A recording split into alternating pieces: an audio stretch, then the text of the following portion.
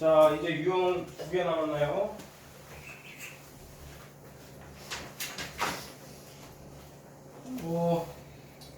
유형 16은 그럭저럭 괜찮고요. 유형 17은 조금 어렵긴 한데 유형 15만큼은 어렵진 않고요.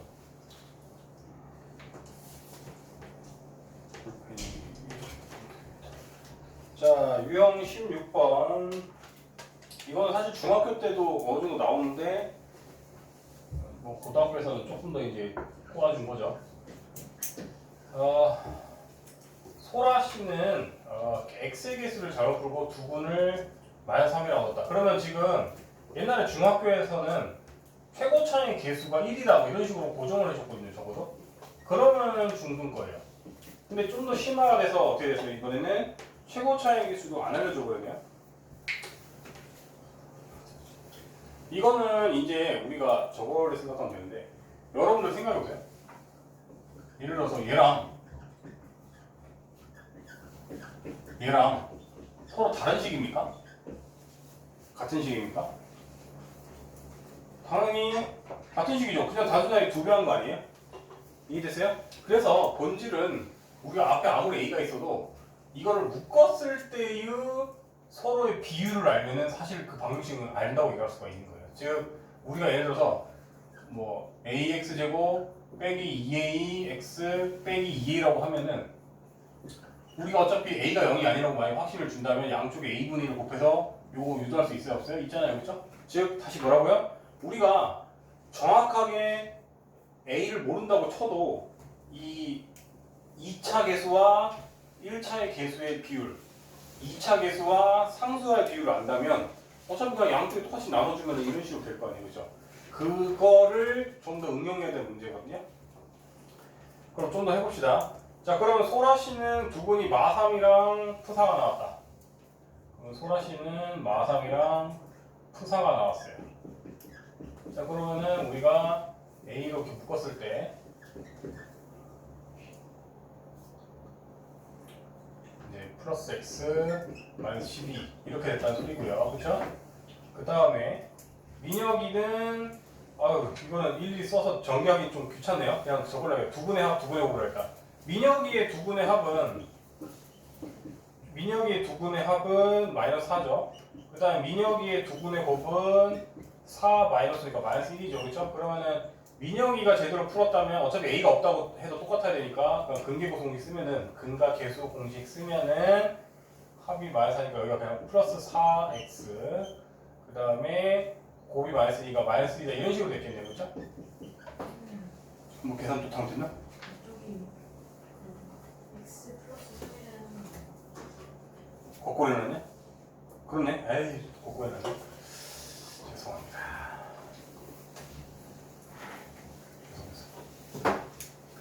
플러스 3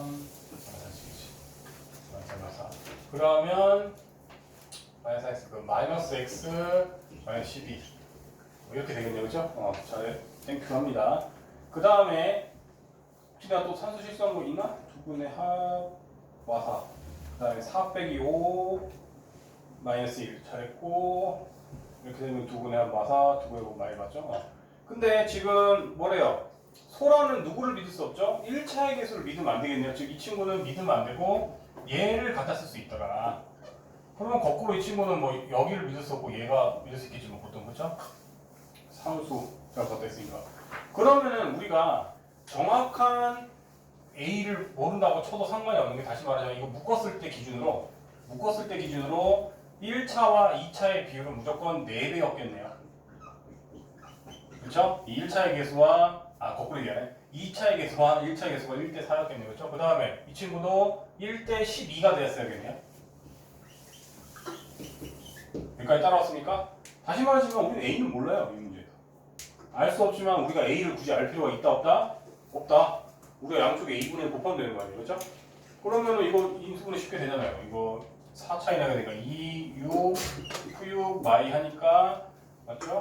x는 그럼 2거나 또는 마이너스 6이 될 건데 방정식 두 분을 보시면 이렇게 이제 구하면 되겠죠. 그렇죠? 이렇게 최고 차의 개수를 몰라서 당황할 수 있는데 이렇게 A로 묶어줬다 생각하시면 돼요. 필기를 하시고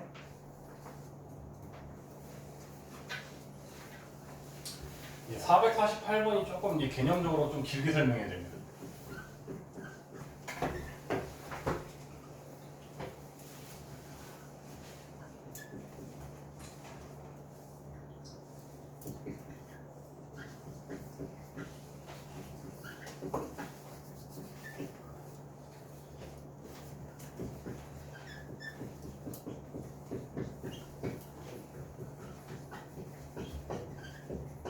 이게 이제 처음 보는 친구들은 당연히 이게 뭔 소리야 이렇게 할 수 있고, 특히 유형 17번은 위에 이거 내용 보고 외워서 풀어서는 답이 없으니까 여러분도 풀면서 이게 맞나 이렇게 된단 말이에요.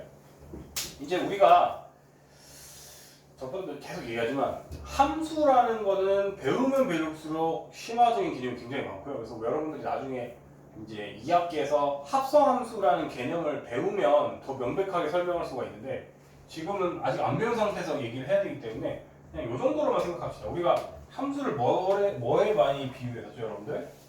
기계에 많이 비유했잖아요. 그래서 여러분들이 예를 들어서 똑같은 뻥튀기 기계여도, 그래서 이 기계는 이제 이렇게 되어 있다고 약속이 되어 있다면 이 기계는 무조건 어떤 입력이 들어왔을 때 그 입력을 거듭해서 2번 곱하고 내뱉을 거란 말이에요, 그죠? 근데 여러분들 같은 뻥튀기 기계여도 쌀을 넣었을 때랑 현미 넣었을 때랑 다른 과자가 나올 거 아니에요, 그렇죠? 그런 식으로 이제는 이 입력조차도 다른 애가 들어갈 수 있단 말이에요. 그러면 우리가 말했지만 아까 말했지만 제가 기계라는 거는 자아가 없잖아요. 무조건 프로그래밍 돼 있는 대로 어떤 연산작용을 하고 내뱉을 거 아니에요. 그럼 얘는 약속에 의해서 이제 다른 2차식을 내뱉겠죠. 이렇게. 그렇죠? 그래서 같은 기계를 사용했지만, 같은 애플을 사용했지만 재료를 다른 걸 집어넣으면 그 결과물도 다른 애가 나올 것이에요. 여기까지 이 정도 개념, 기본 개념만 있으면은 충분히 이제 설명 가능하니까 시작을 할게요. 자, 그러면 우리가 이 fx는 0이라는 애는 어떤 2차식이 될 건데, 지금 2차식이란 말이 있죠? 2차 방식이란 말이 있죠? 그럼 이 친구가 우리가 정확하게 어떤 애인지 모르지만, 그럼 최고 차이 개수도 몰라. 그럼 a라고 할게요. 그 다음에 두근을 모르니까 알파, 베타라고 할게요. 아직도 이거를 알파를 a라고 읽는 애들인데, a는 꼬랑지 하나고 알파는 이 꼬랑지가 2개다. 그 다음에 얘는 이것도 이제 b라고 읽으면 촌스러운 거예요. 아직도 고등수학 하는 애가. 이건 b 대신 여기 내려온 거니까 베타라고 읽으셔야겠죠? 그러면 두근을 알파, 베타로 두면 우리가 이런 식으로 둘 수가 있어요, 없어요? 있고, 이때 그 두근의 합은 5라고 문제에서 힌트가 주어졌네요. 여기까지 따라오셨습니까? 그런데 같은 기계를 사용할 건데 이번에는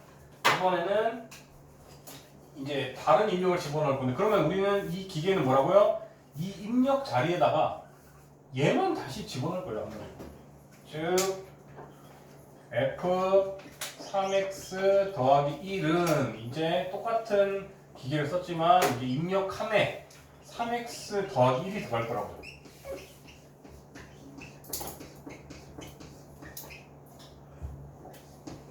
여기까지 따라오셨습니까?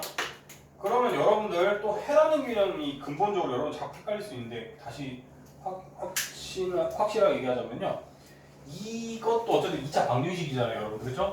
그럼 는 0을 만족시키는 애가 만족시키는 x의 값이 결국은 해지 않아요? 여기까지 따라왔습니까?